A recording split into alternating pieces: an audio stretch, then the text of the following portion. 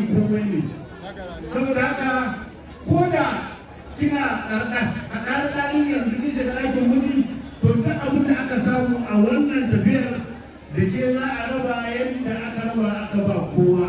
Haka muke yi kuma ba za mu fasa da kan kuma idan wasu zo ma haka za mu dora.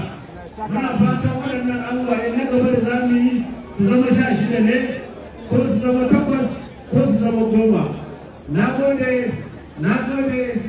gode da wannan zumunci da aka nuna min da kuma karamci da halarci musamman da waɗannan manyan mutane, ma'ana kamar sa Alhaji Hamza da Malam Faskari, ma'ana sadaukin Hausa kuma kwamishina na environment da jihar Katsina, kuma babban mai mukami nan gaban Allah yadda da shi Alhaji Ismail na Bafa Kallahu da kuma injiniya Awal ɗan Sharif da manyan mutane waɗanda suke nan ga sakatare na Aminu yana nan, wanda kuma diya organizing wani abubuwa shi ne Malam Alhikima.